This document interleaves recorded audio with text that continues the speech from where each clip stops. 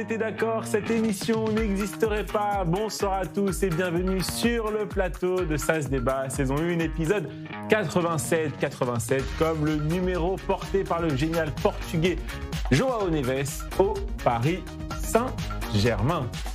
Au sommaire ce soir, soit l'accord avec l'Iran sera un accord excellent et significatif, soit il n'y aura pas d'accord. Que pensent les débatteurs de cette phrase signée Donald Trump? Réponse dans quelques minutes. Avigdor Lieberman a vivement critiqué l'accord en cours de discussion entre les États-Unis et l'Iran, le qualifiant de catastrophe pour Israël. Mais qu'aurait-il fait de mieux que Benyamin Netanyahou? Débat à suivre. Après 26 minutes consacrées aux négociations entre l'Iran et les États-Unis, nous ouvrirons la seconde partie de l'émission par le tour de l'info. Et nous accueillons ce soir le nouveau grand rabbin de Paris, Alain Shlomo Senior, pour l'interview du tac au tac. Et nous accueillons ensuite la nouvelle grande star de l'humour, Julien Assal, pour sa carte blanche. Je vous présente tout de suite mes 4 invités.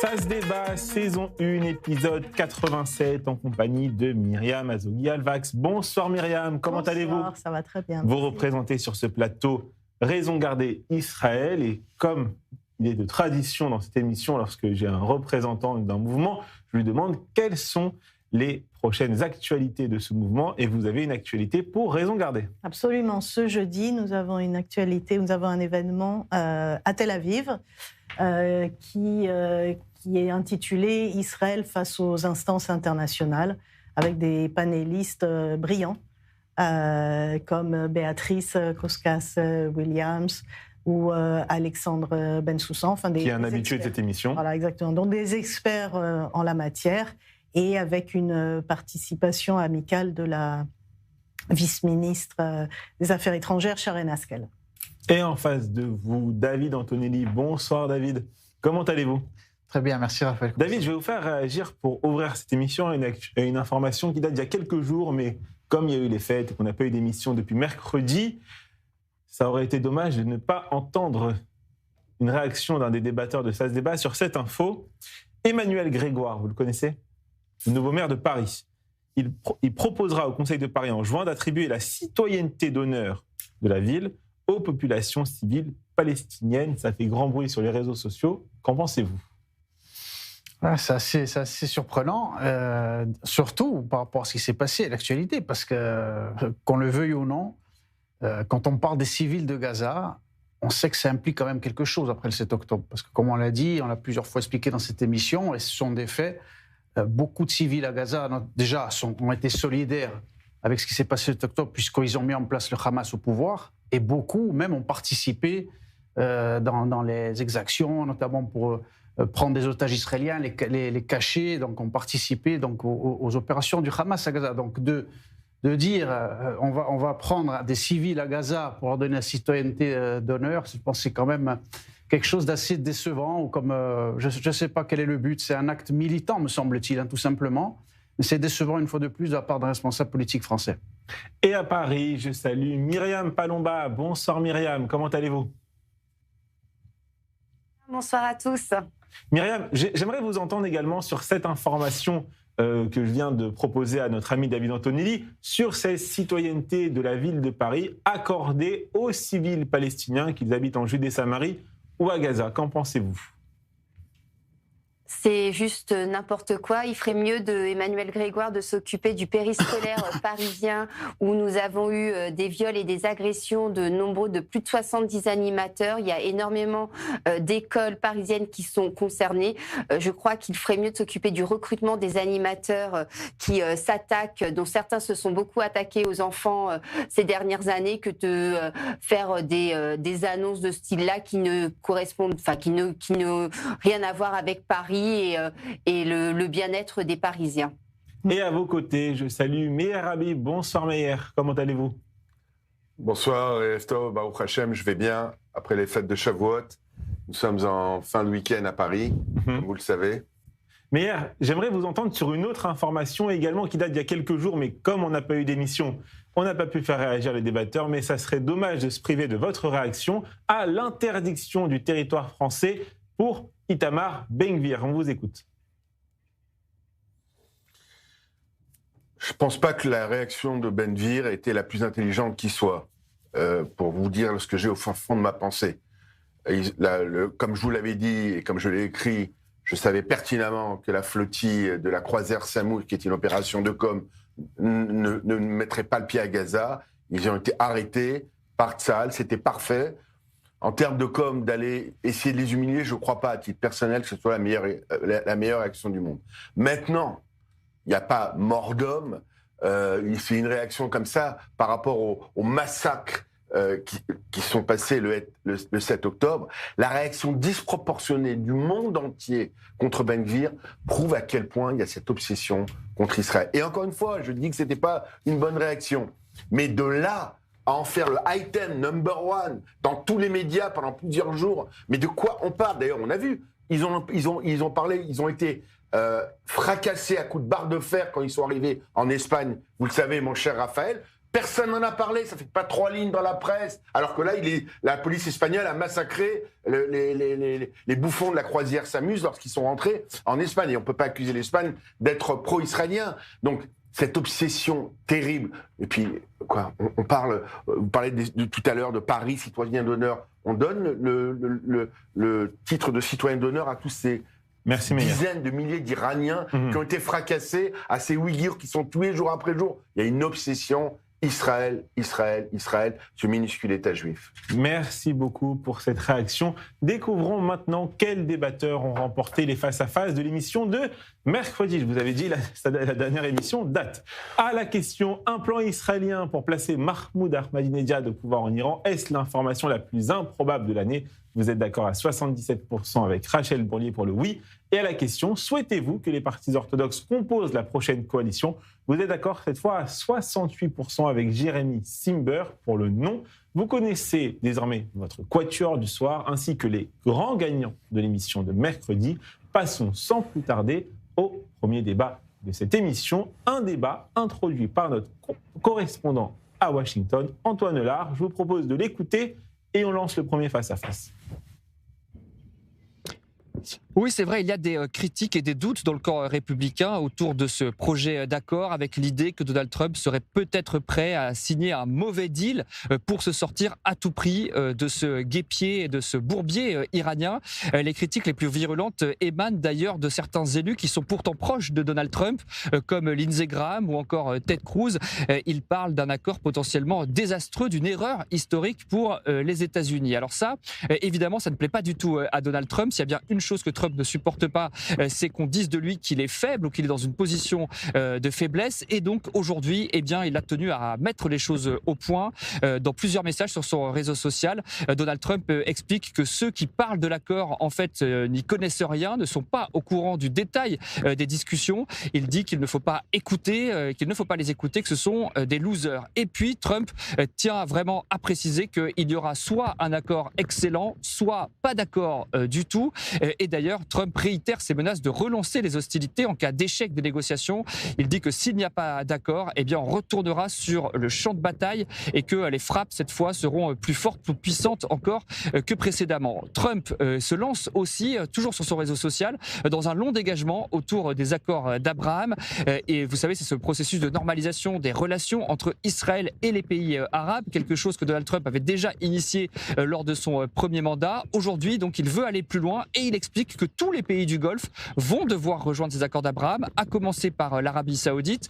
Il évoque même la possibilité que l'Iran aussi suive ce processus et rejoigne les accords d'Abraham. Alors ça reste vraiment de la science-fiction, voire même du fantasme, mais quand Trump écrit cela, c'est une façon aussi pour lui de montrer bien qu'il est en train de préparer quelque chose d'absolument historique, quelque chose qui va transformer profondément le Moyen-Orient. Et ça aussi, c'est une réponse aux critiques et aux doutes qui se font entendre ici aux États-Unis, en particulier donc comme je vous l'expliquais dans le camp républicain. Trump enfin explique que les négociations continuent et qu'elles avancent gentiment, sans pour autant préciser d'horizon ni dire à quelle date il espère conclure ce deal. Merci beaucoup Antoine Hollard depuis Washington. Et ces informations ont inspiré l'équipe de SAS Débat et nous avons posé cette question à nos invités.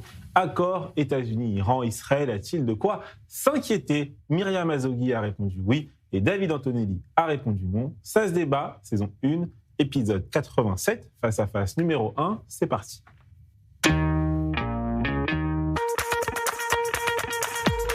Honneur au oui. Myriam, vous commencez 1 minute pour convaincre nos téléspectateurs. David, vous enchaînez juste après. Est-ce que tout le monde est prêt? On est prêt. Myriam, c'est à vous 1 minute.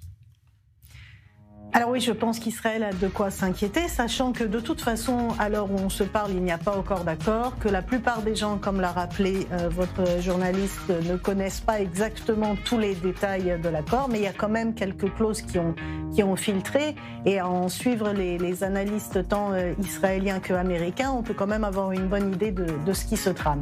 D'abord, la question de l'uranium enrichi, c'est seulement l'uranium enrichi à 60% qui serait anéanti, détruit. Comment, ça aussi c'est une question qu'on ne sait pas, donc ça permet encore à l'Iran de continuer à se préparer pour la suite. Les missiles balistiques qui sont quand même une vraie inquiétude pour Israël, on n'en parle pas dans cet accord. La question du Hezbollah qui continue de tuer et de faire des massacres et de faire vivre un cauchemar aux habitants du nord en Israël, on n'en parle pas non plus, et si jamais le Liban fait partie de l'accord, alors à ce moment-là ça serait une catastrophe. Pour finir, le peuple iranien, on l'abandonne. Et pour Israël, c'est une véritable inquiétude. David, c'est à vous.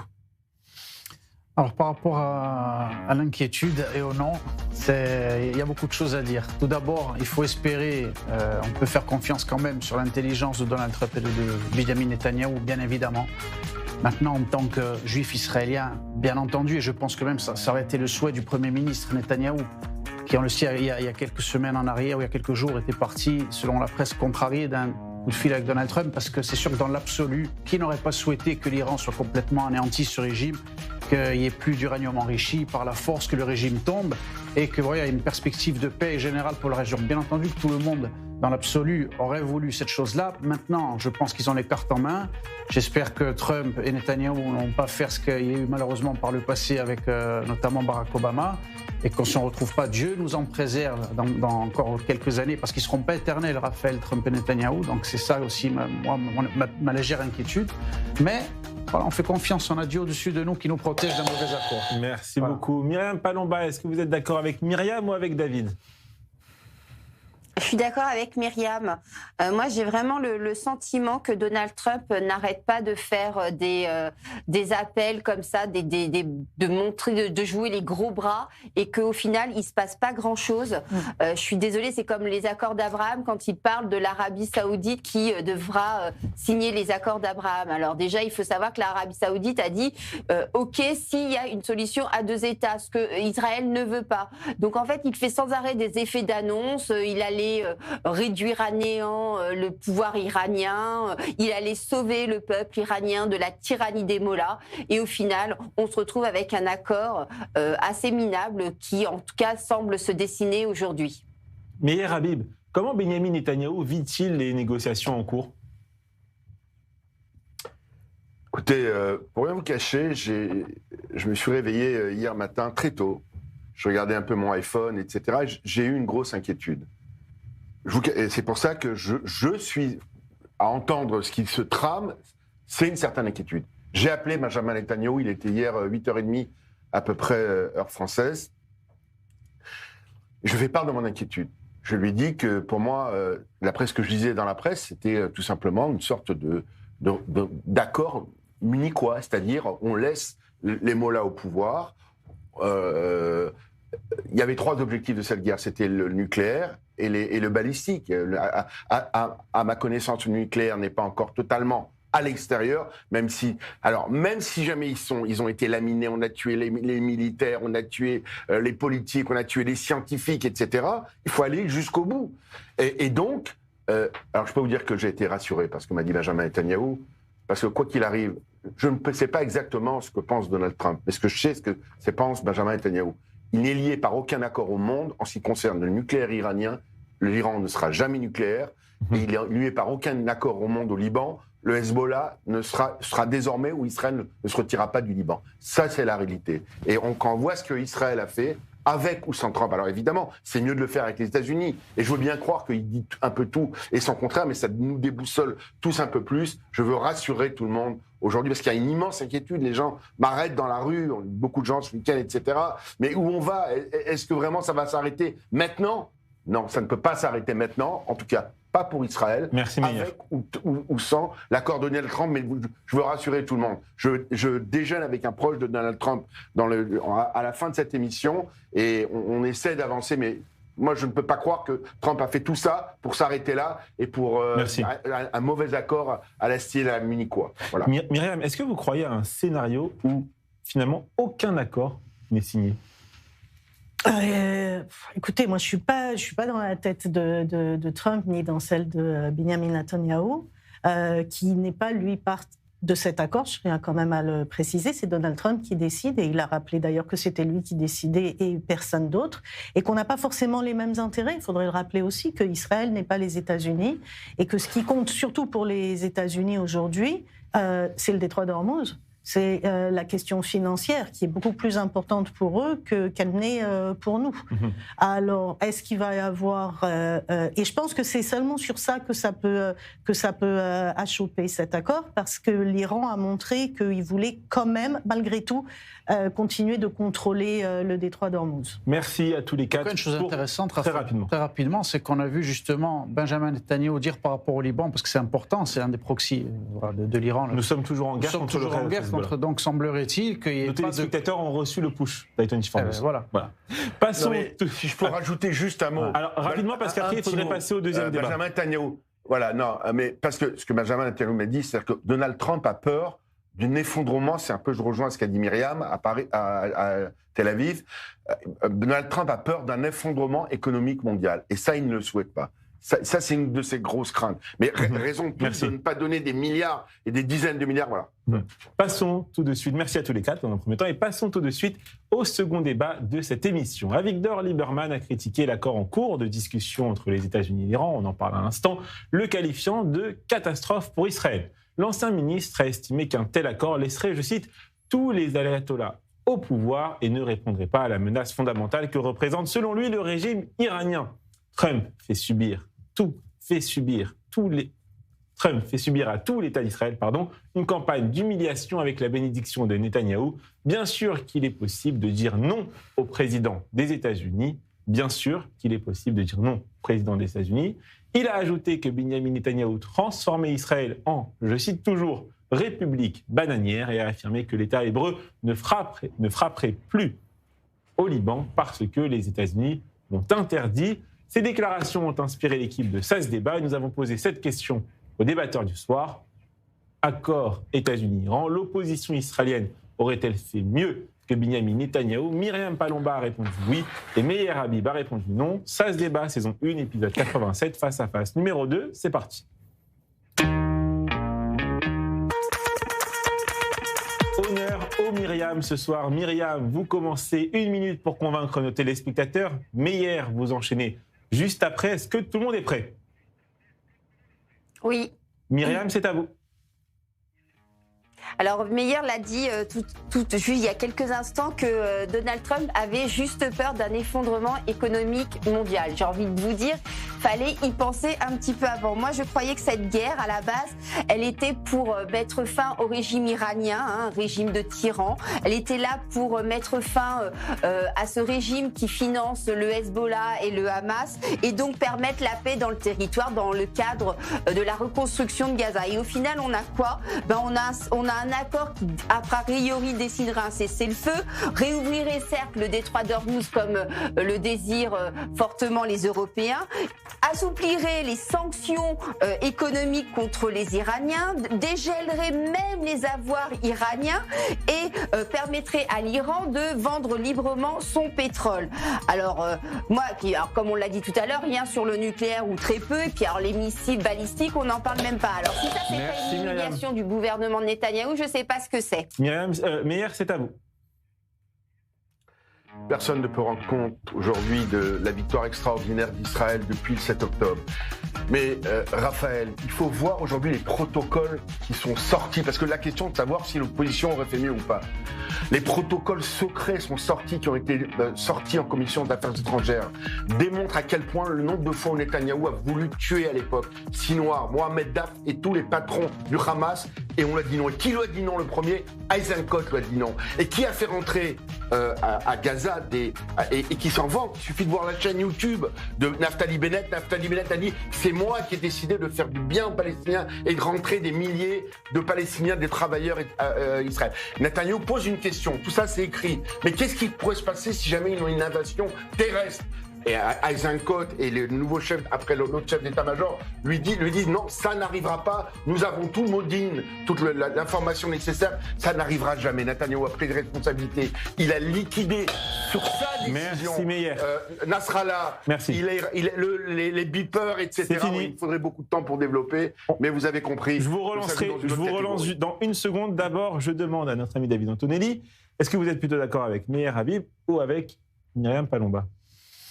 Non, bien sûr, je suis d'accord avec Meir, bien évidemment. L'opposition, c'est qu'ils sont dans une posture. C'est étonnant. Non, mais c'est la réalité. Je voudrais bien te donner raison, Myriam, mais sur ça, c'est impossible. Non, c'est les faits. Là, ici, l'opposition, voilà, quand ils sont retrouvés eux-mêmes aux responsabilités, ils ont fait exactement ce que Meir a dit. Si après c'est Netanyahou qui est aux commandes, ils vont dire ah non, on n'aurait pas faire ça, on aurait été plus dur, on aurait essayé. Alors que quand ils sont en responsabilité, ils ont amené le pays à des catastrophes. La première chose qui me vient en tête, bien entendu, c'est les accords d'Oslo. Mais il y a eu d'autres encore catastrophes quand la gauche a été responsabilité. Donc la gauche, elle est là, elle critique, mais lorsqu'elle est aux responsabilités, quand des coalitions et que Dieu nous en préserve, surtout celle de Bennett alliée avec des islamistes ou extrémistes, ce serait une catastrophe pour Israël. Parce que voilà, ils n'ont pas l'envergure pour diriger ce pays et ni l'intelligence ni les capacités à tous les points de vue. Voilà, est-ce qu'un Premier ministre israélien peut dire non à un président américain? On imagine Avigdor Lieberman, non, je dis non à Donald Trump. Est-ce qu'il est bien sérieux? Vous savez, moi, Raphaël, je suis sioniste pur et dur.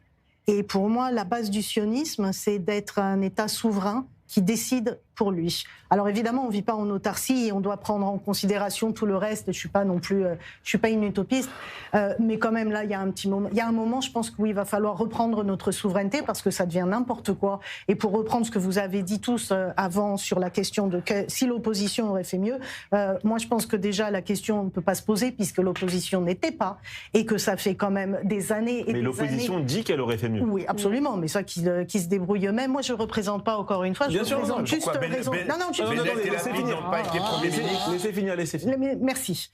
Je représente personne à part le collectif de Raison de Garder. Donc l'opposition, c'est très très large aujourd'hui, donc je ne peux pas dire ce qu'ils auraient fait mieux. Ce que je peux dire qu'aujourd'hui, c'est que moi je ne suis pas du tout satisfaite de ce qui a été fait. Aujourd'hui, on ne peut pas dire qu'on a un gouvernement extraordinaire alors qu'on a eu quand même le 7 octobre, que ça fait près de 3 ans qu'on vit dans un système, dans une situation de guerre permanente, qu'on n'a aucune sécurité, qu'on est détesté, qu'on a une image terrible à l'extérieur, que même nos amis ne savent même plus comment nous défendre. Donc oui, je pense, et en plus qu'on prend nos ordres. Et il l'a dit lui-même, Trump, la semaine dernière. Il l'a dit la semaine dernière. À part ça, vous n'êtes pas politique, on sait bien. Comme d'habitude. Non, je fais pas de politique, on crache sur Netanyahou en permanence. Politique et partisan, c'est deux choses. Prenez le dictionnaire, monsieur Habib. Mais tous les téléspectateurs voient à quel point. Ah mon Dieu, je suis pas. Si, j'ai pas dit que j'étais pas politique, j'ai dit que je n'étais pas partisane. Totalement apolitique. Écoutez-moi, monsieur Habib, ça devient pénible à chaque fois que vous écoutez pas et que vous m'interrompez sans arrêt. J'ai dit que j'étais. Oui, vous avez raison, madame, bien évidemment. Politique, mais pas partisane. C'est deux mots différents. Prenez le dictionnaire. Il reste 2 minutes. Attendez, il reste 2 minutes. Vous êtes une grande fan de Netanyahou. Non, pas du tout. Ah bah non. Mais on peut pas. Tout le monde n'est pas obligé d'être fan de Netanyahou pour vous, monsieur. Et moi, j'habite ici. Myriam, parce qu'on savait. Donc je vis les conséquences. Mais c'est le concept de l'émission, c'est d'avoir des gens à Paris aussi. Myriam, c'est intéressant ce que vous avez dit sur le 7 octobre. Je vais vous dire quelque chose. Le 7 octobre, j'ai déjà dit plusieurs fois, à mon humble niveau, et suffisamment, je peux affirmer ce que je vous dis. Le 7 octobre, il a eu lieu aussi, pas parce que c'était quelqu'un qui s'appelle Benyamin Netanyahou à la tête, parce que depuis des décennies, on a dans ce pays que ça soit au Mossad, que ça soit au Shabak, que ça soit dans l'état-major d'Israël, des gens qui sont à gauche et qui ont toujours voulu lever le pied avec nos ennemis. C'est ça la réalité. C'est pour ça que cette catastrophe est arrivée. Vous pouvez pas dire ça parce que c'est les premiers qui sont allés sur place. Du Shabak, le patron du Shabak à la tête, c'est les premiers qui à la sont tête du 7 octobre. pour défendre l'équipe Le patron du Shabak. Mais il reste une minute. Il reste une minute. Allez-y, Meir. Il reste une minute. Réellement, Raphaël, je vous demande de faire à l'occasion une émission, parce qu'il faut beaucoup plus qu'une minute. Parce que c'est la question qui se pose, de savoir pourquoi le 7 octobre. Qu'est-ce qui s'est passé avant ? 3 jours avant, le 7 octobre, le chef du Shabak, qui s'appelle Ronen Bar, a dit cette phrase en hébreu, « Hamas Murta ». C'est-à-dire que le Hamas, comment on appelle ça, la dissuasion fonctionne, il ne bougera pas. C'est ça, 3 jours avant à la question de Netanyahou. Alors, c'est exactement ce que dit aujourd'hui les plus gros responsables sécuritaires qui rentrent après en politique, qui passent tous à gauche. On n'a pas réveillé Benjamin Netanyahou pendant la nuit et on a trafiqué les protocoles. Tant qu'on n'a pas d'enquête, on ne le saura pas et les protocoles ont été trafiqués aussi par Il est l'heure de marquer une courte page de pub. On se retrouve dans quelques secondes, une poignée de secondes. Restez avec nous sur i24 News.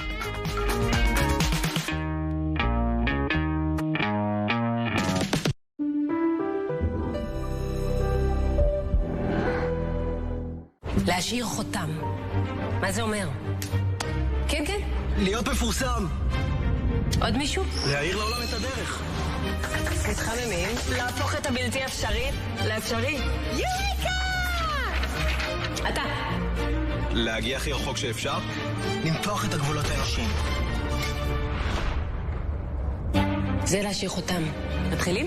יש הרבה דרכים להשאיר חותם. רובן מתחילות בטכניון. Leave a mark.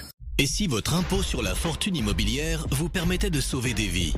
En soutenant le Magen David Adom, vous contribuez au financement d'ambulances, de matériel de secours et à la formation des équipes médicales sur le terrain. Votre don est déductible à 75% de votre impôt IFI. Agissez dès maintenant sur MDA-France.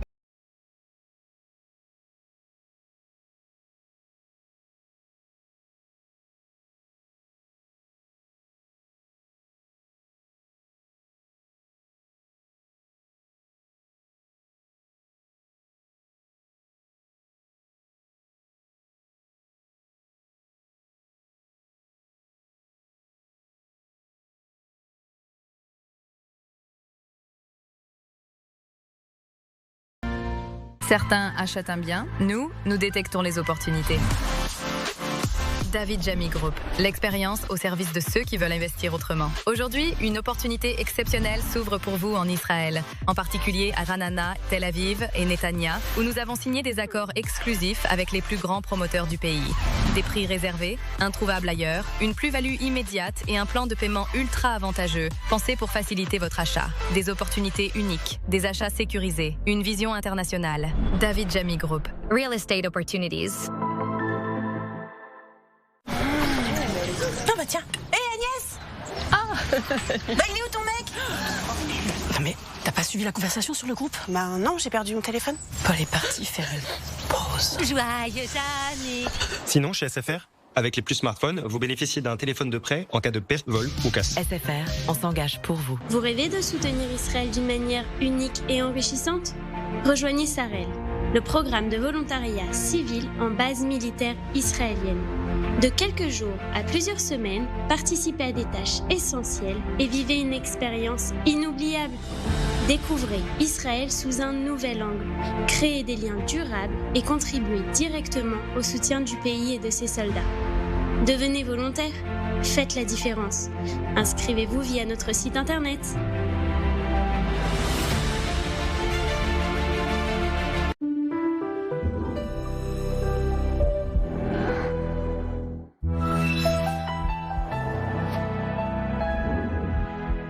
Innovation est de retour sur i24 News. Chaque semaine, nous vous emmènerons à la découverte de celles et ceux qui font demain, ici, au cœur de la Startup Nation.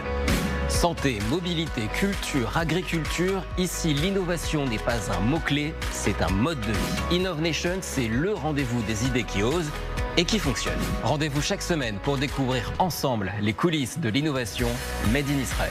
Innovation, tous les mardis sur i24 News. Le grand oral sur i24 News, c'est chaque lundi à 21h30. Des politiques, des experts, des artistes, des auteurs, pour décrypter et comprendre les grands enjeux du Proche-Orient et de notre époque. Ils sont mes invités pour ce grand oral sans détour et sans langue de bois, à lundi sur i24 News.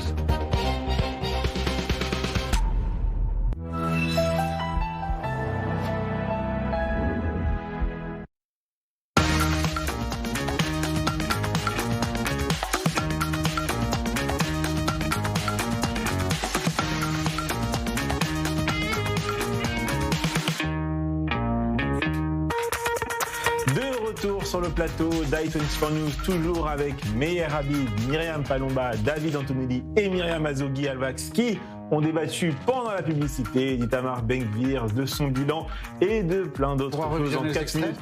On pourra. Je pense que c'est un débat très intelligent et très intéressant qu'on devra publier sur les réseaux sociaux, le off de ça se débat. C'est maintenant l'heure du tour de l'info.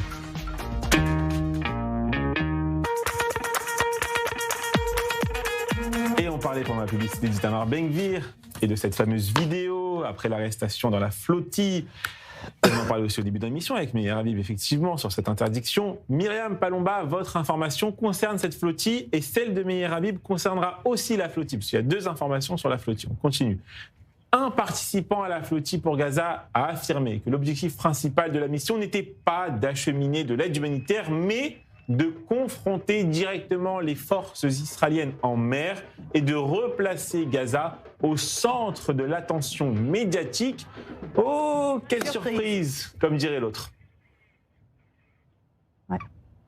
Oui, vous voulez ma réaction là-dessus? Oui. On a même Sandrine Rousseau qui non. veut... Ça, c'est pour Meir Habib, ça. C'est pour Meir Habib juste après. Alors... Ah mince. Juste sur ça. Je me tais sur Sandrine Rousseau, pourtant Dieu sait que j'ai des choses à dire. Alors. Mais bon, oui, c'est franchement, c'est du cinéma, c'est de la provoque. Moi, je trouve que c'est limite indécent pour les gens qui souffrent à Gaza, parce qu'en fait, ces gens-là sont juste pour faire le show, pour se faire de la publicité à des fins soit électorales, soit pour buzzer sur les réseaux sociaux. Et je trouve ça assez puant, en fait. David. Oui. La volonté première, c'était pas l'aide humanitaire, c'était de replacer Gaza au centre de l'attention médiatique et de provoquer l'armée israélienne. C'est les mots d'un militant de cette flottille. Mais bien sûr, on le sait, Raphaël, ces flottilles-là, elles sont financées par le Hamas depuis le début. Ce sont des militants, ils viennent ici pour foutre la pagaille, pour rentrer en Israël, faire de la propagande.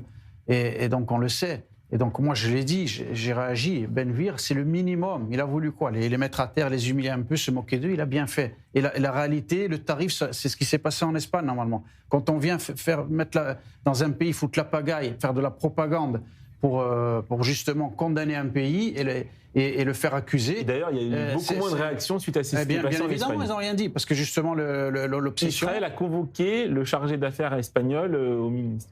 Oui, ça a été d'une certaine manière... On appelle ça du troll. Voilà, faire un peu du troll, mais c'était très intelligent, et c'est ce qu'il faudrait faire à chaque fois. À chaque fois, rebondir, parce qu'il y a 2 poids, 2 mesures chaque fois avec nous.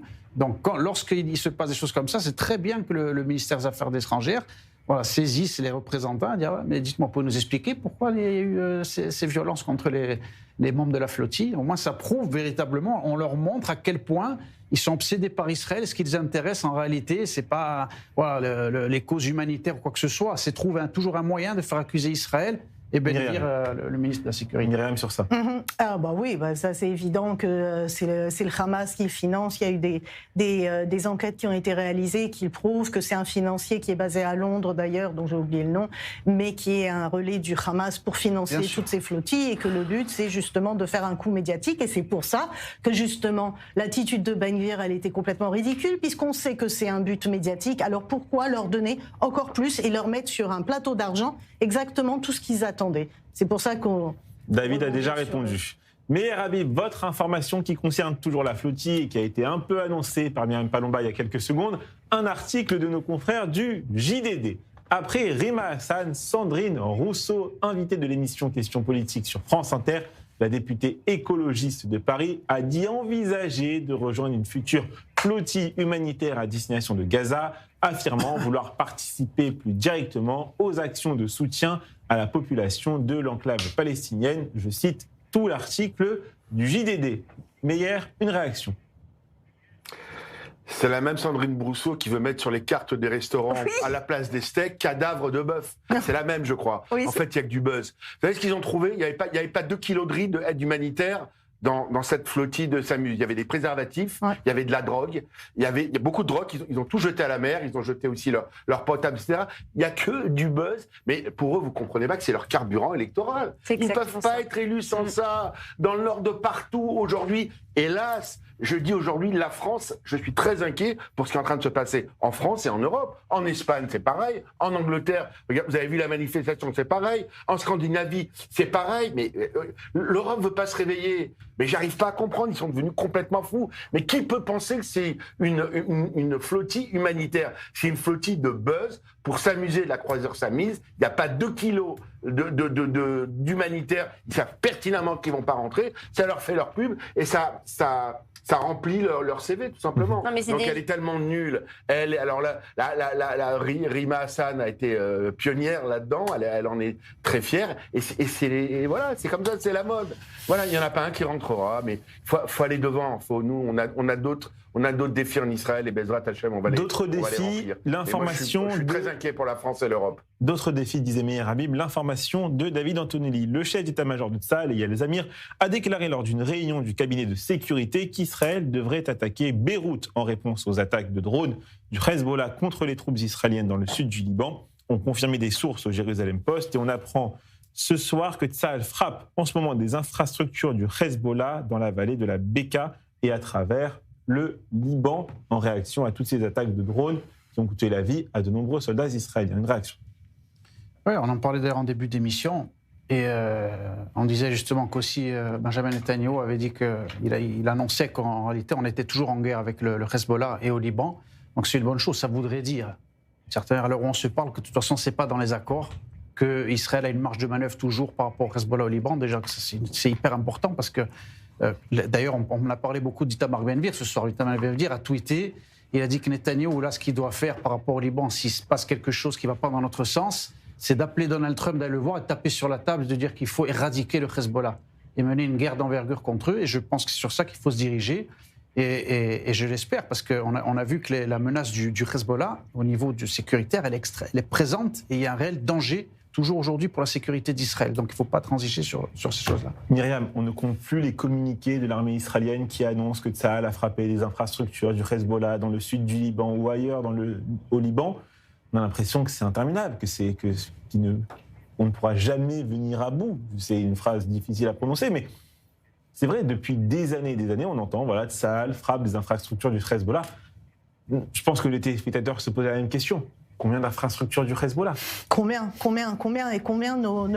les habitants de toutes les localités situées au nord d'Israël vont pouvoir continuer à vivre comme ça aujourd'hui à Kiryat Shmona ? Je ne sais pas si vous avez regardé, mais aujourd'hui à Kiryat Shmona, les gamins, en sortant de l'école, il y a une alerte et ils sont obligés de courir. Et ces drones, aujourd'hui, il y a un jeune de 19 ans qui a été enterré, 19 ans, et ces drones suicides qui sont des instruments de malheur, qui coûtent quoi, 50, 100 $. Donc on ne peut pas en venir à bout. Mon seul espoir, et c'est pour ça que moi tout cet accord avec l'Iran m'inquiète un petit peu, mais mon seul espoir réside justement dans les négociations entre le Liban et Israël directement, qui ont lieu là le 29 mai et début juin.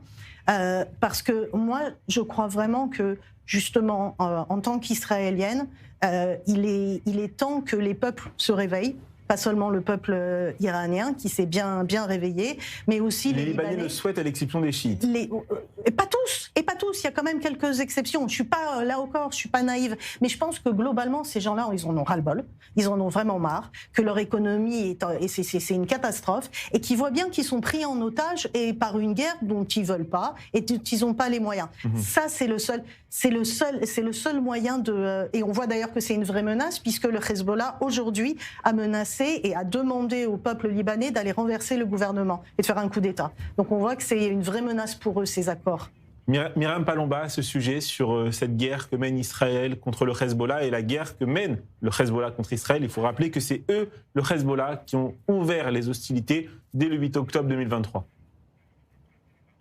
Mais d'où l'obligation de faire tomber ceux qui financent le Hezbollah comme ceux qui financent le Hamas à Gaza. C'est pour ça que sans faire tomber le régime iranien, il n'y a rien qui va pouvoir se passer. C'est aussi pareil avec le Qatar. Il faut que ces gouvernements tombent, qu'on les anéantisse parce que ces gens-là ne veulent pas la paix.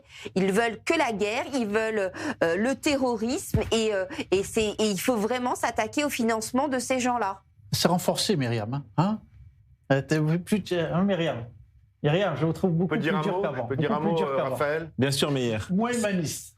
C'est à vous. C'est à moi. Alors, 3 points aussi, avec votre permission, Raphaël. Bien sûr, allez-y. D'abord, à l'inverse de ce qui a été dit sur ce plateau, vous vous rappelez du Hamas, pendant des années, le Hamas envoie des bombes, etc. Pendant 10 ans, est-ce qu'il y a des roquettes en ce moment qui partent de la bande de Gaza ? Non, c'est fini. Le Hamas est liquidé, il est agonisant. Le Hezbollah, écoutez ce que je veux dire, read my lips, ce sera pareil. On doit accessoirement remercier le patron de Kaplan qui s'appelle Ehud Barak, qui s'est retiré à l'époque du Liban, alors qu'il y avait une bande de sécurité incroyable, qui a délaissé nos alliés des chrétiens du sud Liban pour un retrait qui s'est avéré dramatique. Ça n'arrivera plus. Israël ne sortira pas du Liban jusqu'à que le Hamas soit... Alors maintenant, il va y avoir des milliards qui vont être, c'est le ministre des Finances qui l'a dit, qui vont être débloqués. On a un souci avec ces drones. Il y a encore un jeune homme qui est mort de 19 ans, vous le savez. On a un problème parce que c'est des choses de très bas de gamme, mais qui font beaucoup de mal parce qu'ils sont difficilement détectables. Il y a une réponse à tout et Israël va trouver. Le Hezbollah, rappelez-vous ce que je vous dis, dans quelques mois, dans quelques années, n'existera plus. Et j'espère que les Libanais retrouveront un peu leur indépendance et que le Liban redevienne la Suisse du Moyen-Orient. Mais on n'en est pas là. Israël, de toutes les façons, fera ce qu'il faut pour que le Hezbollah, c'est quasiment fini, croyez-moi. Avec ou sans Trump, avec ou sans Iran, etc. Voilà. Myriam Azoghi, votre information, on fait un pas de côté, on sort du sécuritaire, on sort d'Israël, on parle de totalement autre chose, de l'intelligence artificielle. On a eu une émission dimanche exceptionnelle que j'invite nos téléspectateurs à revoir sur les réseaux sociaux d'i24 News, présentée par Myriam Aman, toute une première partie consacrée à l'intelligence artificielle. C'est l'occasion de placer ça pour nos téléspectateurs. L'intelligence artificielle exige aujourd'hui d'être désarmée, libérée des logiques qui en font un instrument de domination, d'exclusion ou de mort, a déclaré le pape ce lundi 25 mai lors de la présentation de sa première lettre encyclique intitulée Magnificat Humanitas. Dans son discours prononcé en anglais, Léon XIV a insisté sur la nécessité, dans le contexte actuel, d'éveiller les consciences et d'indiquer la voie à suivre pour l'humanité. Est-ce que vous êtes inquiète pour l'avenir de l'humanité avec cette intelligence artificielle qui se développe ? Oui, absolument. Parce que je trouve qu'il y a de plus en plus d'intelligence artificielle et de moins en moins d'intelligence naturelle. Les gens sont de moins en moins cultivés, sont de moins en moins intéressés à aller voir ce qui se passe de l'autre côté de leur barrière, à écouter l'autre justement, et à voir l'autre, le contradictoire de ce qu'ils pensent, et ils se cultivent plus, ils lisent plus. Et oui, c'est hyper inquiétant maintenant parce que ça prend. Maintenant, vous avez de l'intelligence artificielle que vous pouvez plus détecter. Vous savez, parce que le ChatGPT ou le Claude, etc. Vous avez des moyens de découvrir si c'est vrai. Mais maintenant, vous avez une intelligence artificielle supérieure qui vous permet d'humaniser ce que vous faites avec Claude ou avec n'importe lequel, et qui va vous permettre en fait d'être indétectable. Donc ça devient de plus en plus dangereux, évidemment. Et vous comprenez pourquoi j'ai posé cette question un peu théologique, philosophique, par rapport à notre invité qui nous attend tout de suite. Merci en tout cas à tous les quatre pour ce tour de l'info, et on passe tout de suite à l'interview du tac au tac.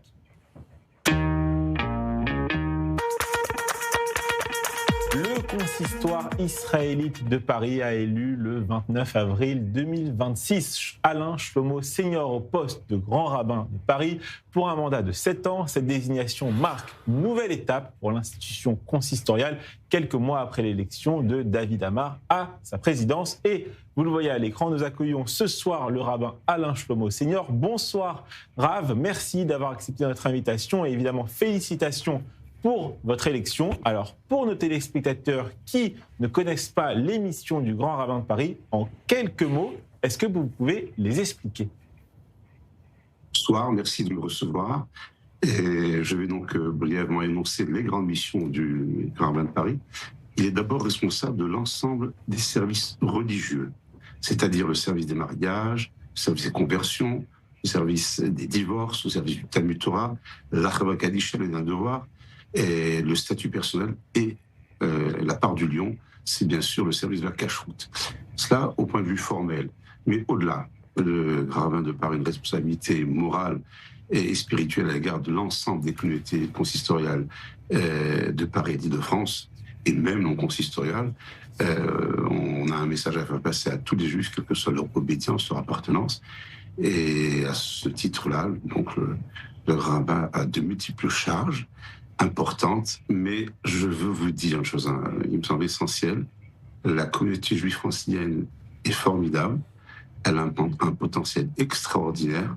Il faut mettre en résonance toutes ces bonnes volontés, toutes ces synagogues, toutes ces maisons d'études, toutes ces juifs vives, frétillantes et effervescentes qu'il y a dans la région parisienne.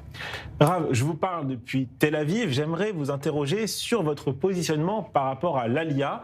Est-ce que vous, en tant que nouveau grand rabbin de Paris, vous craignez un exode de votre communauté vers Israël ? Je n'ai rien à craindre, dans la mesure où c'est une position que j'ai toujours maintenue. L'Aliyah est une aspiration juive qui fait partie de la conscience historique. Nous sommes sortis d'Égypte, ça fait 3338 ans, et chaque année, on dit « Leshana Haba Yerushalayim ». C'est ce qui a nourri l'imaginaire juif. Ça reste évidemment une décision strictement personnelle, et mon rôle sera d'accompagner les familles qui désireront et baliser un peu le chemin. Ce n'est pas facile, l'Aliyah, c'est un bel accomplissement de soi, mais à côté de cela, nous sommes bien conscients que tous les juifs ne pourront pas, en tout cas dans le bien faire leur Aliyah, et notre devoir sera bien sûr de s'occuper activement au quotidien de tous ces juifs qui sont encore fort nombreux dans la capitale et au-delà. Très bien pour cette réponse. Quel rôle, effectivement, peut jouer le grand rabbin de Paris face aux actes antisémites, et que dites-vous à vos fidèles qui en sont victimes ?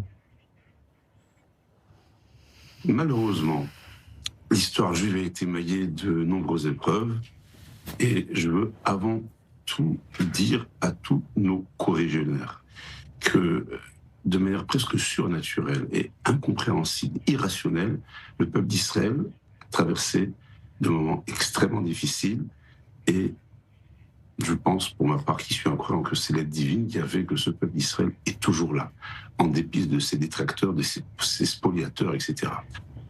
Alors, confiance dans le Créateur ne signifie pas imprudence.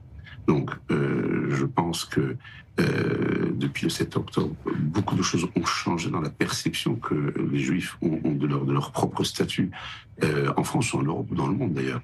Et je dis qu'on doit rester serein et qu'on est en même temps prudent. Mais on n'abdique pas.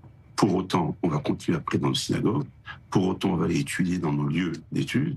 Pour autant, on peut fréquenter des lieux de consommation cachère. Il nous appartient, c'est dans une dimension religieuse, d'assurer la sécurité de nos lieux. Voilà ce que je pense, prudence et constance dans l'engagement religieux. Meir Habib est à Paris, il a un message à vous adresser. Meir Habib, on vous écoute. D'abord, bracha ve'atzlacha, beaucoup de chance au rabbin Alain Senior, que je connais, que j'apprécie beaucoup. Et vous savez, pour répondre à votre question sur l'intelligence artificielle tout à l'heure, on dit Marabou Ma'asecha Hashem. C'est tellement extraordinaire ce qu'a fait Dieu. Depuis Adam et Chava, il y avait le bien et le mal. Et je dis aujourd'hui, le Rav Senior, et je veux rendre d'ailleurs hommage à son prédécesseur, le Rav Guggenheim, que je connais très bien, et je suis persuadé que le Rav Alain Senior va bonifier encore cette extraordinaire communauté. Il est aujourd'hui rabbin de la communauté consistoriale du 16e arrondissement, et maintenant il va faire vibrer et rayonner sa science bien au-delà dans toute Paris et la région parisienne. On a un objectif, il n'y a pas de contradiction à l'Aliyah, l'amour de la Torah et être citoyen français, c'est très vrai, tout le monde ne pourra pas aller en Israël. Et voilà, comment ça se passe, Rav Senior, vos premières semaines? Je voulais avoir votre sentiment, bon, même si vous étiez dans l'action auparavant, mais c'est quand même différent, une très grosse communauté et toute la région parisienne. Je crois qu'il y a d'abord le poids de la responsabilité. Vous êtes catapulté du jour au lendemain à la tête de ce qu'on appelle la première communauté juive d'Europe, avec ses nombreux services, avec une grande population. Et au cours de la campagne qui a été la mienne, eh bien, j'ai senti une vraie attente de la communauté. Une attente au niveau spirituel, une attente dans ce besoin se sentir rassemblé et uni dans un projet communautaire. J'ai un peu la nostalgie des 12 heures pour Israël. J'ai un peu la nostalgie du Yom HaTorah. J'ai eu la chance pendant plusieurs années de côtoyer, de travailler auprès du Rav Sitruk, l'ancien grand de France, et je me souviens de cette ferveur incroyable lors de ce Yom HaTorah. Nous étions 50 000. Je pense que la communauté a besoin de se retrouver, mais elle est forte. Et ce qui me rassure, c'est, je ne veux pas l'oublier, je veux rendre hommage aux écoles juives qui sont les creusets de notre identité. Merci. Combien c'est important que nos enfants aillent aux écoles juives. Merci. Je reconnais, et je vous suis également l'incroyable engouement pour l'étude, qui est encore un incubateur extraordinaire. David Antonelli à Tel Aviv a quelque chose à vous dire. On vous écoute. Bonsoir et félicitations, Rav, d'abord pour votre élection en tant que grand rabbin de Paris. Alors, la question, elle était sur un petit peu les sujets qui ont été évoqués, et notamment l'excellente question qu'a posée Raphaël par rapport à l'Alia, à l'antisémitisme aussi.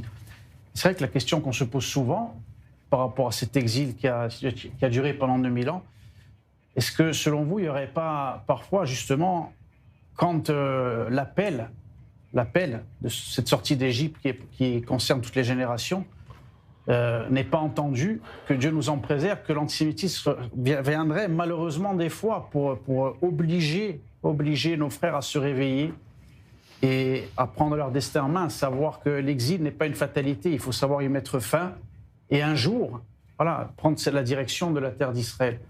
Et est-ce que vous ne pensez pas que justement aujourd'hui, toutes les conditions sont réunies aujourd'hui dans le magnifique pays qui est notre héritage que Dieu nous a donné pour que justement nous puissions vivre en tant que peuple sur notre terre installé et faire la Torah et les mitzvot. Vous ne pensez pas que justement aujourd'hui, il peut y avoir tout le monde qui peut faire cette alia parce que les conditions sont réunies pour cela? On écoute la réponse. Écoutez, d'abord, si je reprends un peu l'histoire contemporaine, on va commencer par le 14 mai 48. C'était dans le musée de Jérusalem, Ben Gurion proclamait la création de l'État d'Israël. Il y a indéniablement une évolution, une croissance de l'installation juive en Israël qui est passée de quelques centaines de mille à plusieurs millions, je crois 8 millions aujourd'hui de juifs en Israël. Donc le constat, il est patent. Les juifs se tournent de plus en plus vers Israël.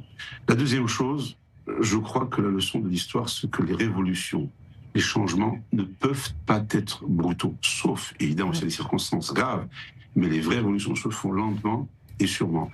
Alors, qu'en sera-t-il pour les 10 années à venir? Je ne sais pas, j'attends d'ailleurs cette échéance des élections présidentielles, va être aussi un indicateur de ce que va être la sociologie des Juifs en France, mais je ne crois pas que tout le monde, aujourd'hui, tout le monde peut faire ça. Il y a je prends un exemple très simple, je pense à une personne qui est cinquantenaire, qui a des enfants qui font des études, il ne parle pas l'hébreu, se recycler dans un métier en Israël, ça va être un petit peu difficile. Donc, je crois qu'on va accompagner lentement mais sûrement cette alia qui se fera progressivement, et puis les différents composants de la société juive française s'intégreront au fur et à mesure. Il reste que c'était un phénomène minime, mais même à l'époque du premier ou second temple, étonnamment, il y a toujours des Juifs dans la diaspora. Rav, une question un peu plus piquante pour terminer cette émission. Est-ce que vous comprenez parfois certaines critiques d'une partie de la communauté juive qui juge les élites communautaires trop proches du pouvoir d'Emmanuel Macron et déconnectées de la base de cette communauté? C'est une critique qu'on entend et qu'on lit parfois aussi sur les réseaux sociaux. Écoutez, il doit y avoir un juste milieu entre la proximité que les responsables communautaires doivent nécessairement avoir avec les responsables politiques dans un dialogue de confiance, de réciprocité, de respect. Mais il est clair qu'il y a une certaine distance à garder pour avoir une parole libre lorsqu'on a des choses parfois pas plaisantes à dire. Et l'intelligence, retrouver ce bon équilibre entre la proximité et la franchise de ce qu'on a à dire. Merci beaucoup, Rafi. Myriam Azou. Oui, je voulais juste vous souhaiter Be'atzlacha Rabba et vous souhaiter beaucoup de bonne chance. Je connaissais bien votre prédécesseur et je vous souhaite beaucoup de bonnes choses. Et je pense que ce que vous avez dit, c'était très beau et j'espère vraiment que vous saurez justement donner cette impulsion spirituelle dont on a tous besoin dans ces temps si troublés. Alors, bonne chance et Mazal Tov. D'une Myriam à Tel Aviv à une Myriam à Paris. Myriam Palomba, on vous écoute. Une réaction à ce que vous venez d'entendre. Non, mais félicitations à vous. Après, moi, la question que je me pose, c'est qu'aujourd'hui, les Juifs en France ont une très mauvaise image. Et je voulais savoir, vous, comment vous travaillez, vous allez travailler pour que cette image change, enfin, en tout cas, redevienne positive. Très rapidement, Rav. Vraiment très rapidement. Oui. Écoutez, vous savez bien qu'il y a un amalgame, et je m'honore de cet amalgame entre israélites et israéliens, et avec cette mauvaise publicité que nous font les médias dans certains cas, je pense que les changements profonds se feront dans l'éducation. Merci beaucoup. C'est dans ce sens que je vais travailler. Voilà. Merci. Merci beaucoup, Myriam, David et Meyer à Paris. On se retrouve demain, ainsi s'achève cette émission. Tout de suite, Shani Guidalia pour un point complet sur l'actualité du jour. Restez avec nous sur Italti4News. Bonne soirée à tous.